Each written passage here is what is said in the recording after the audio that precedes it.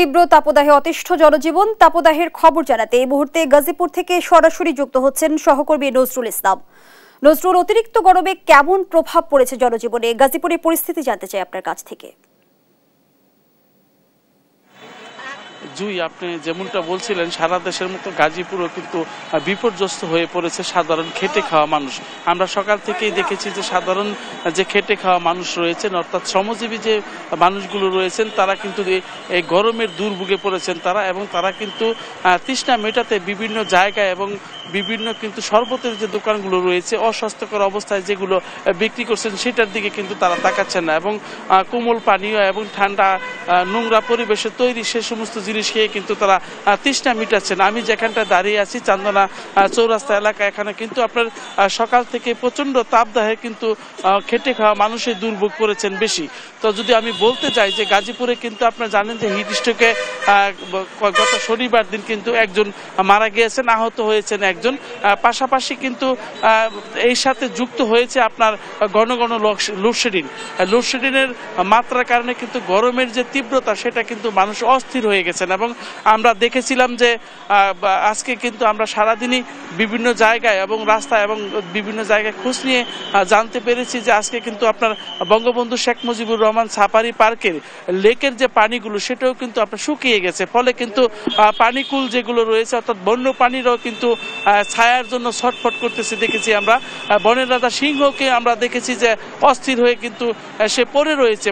মানুষের পাশাপাশি বন্য পানি যেগুলো রয়েছে সেই পানিরও কিন্তু অস্থিরতা রয়েছে তাদের মধ্যে। তো আমরা দেখেছি যে ঘন ঘন লোডশেডিংয়ের কারণে কিন্তু বাসা বাড়িতে মানুষের আরও দুর্ভোগের মাত্রা বাড়িয়ে দিয়েছে, কিন্তু পানি তুলতে পারতেছে না, মানুষ নামাজও পড়তে পারতেছে না। যদি বিদ্যুৎ একবার যায় সেটা আর আসার খবর থাকে না। এইভাবেই কিন্তু গাজীপুরের যে সবগুলো এলাকা রয়েছে সবগুলো এলাকাতে কিন্তু আপনার মানুষ আমরা দেখেছি ছায়ার নিচে অনেকেই অবস্থান নিয়েছেন শরীরকে শান্ত করার জন্য। পাশাপাশি আখের এই যে দেখতেছেন আপনি রাত কিন্তু 8টা বাজে, এখনও কিন্তু মানুষে এই যে আখের যে রস সেটা কিন্তু মানুষে গ্রহণ করছেন এবং প্রাণ করছেন।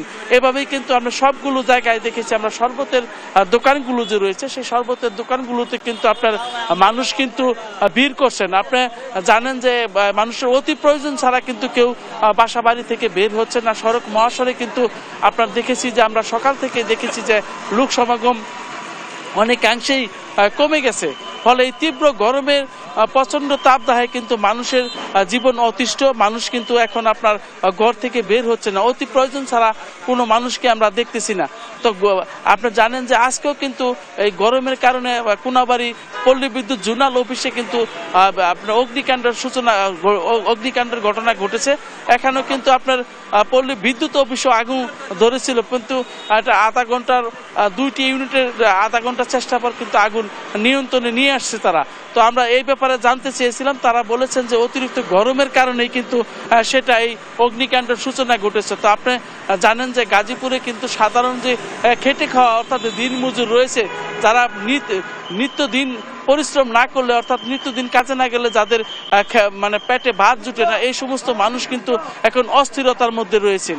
তারা কিন্তু প্রচণ্ড গরমে আপনারা জানেন যে গাজীপুরের বিভিন্ন সড়কের রাস্তার ভিটামিন গলে কিন্তু উঠে আসছে এবং যান চলাচলের স্বাভাবিক বিঘ্ন ঘটছে। তো এইভাবেই গাজীপুরের সবগুলো জায়গায় কিন্তু আমরা দেখেছি যে সাধারণ মানুষের মধ্যে যে একটি মানে আপনার গরমের যে তীব্রতা সেটা আমরা লক্ষ্য করেছি যে প্রচণ্ড গরমে কিন্তু আপনার গাজীপুরে দিশেহারা সাধারণ মানুষ।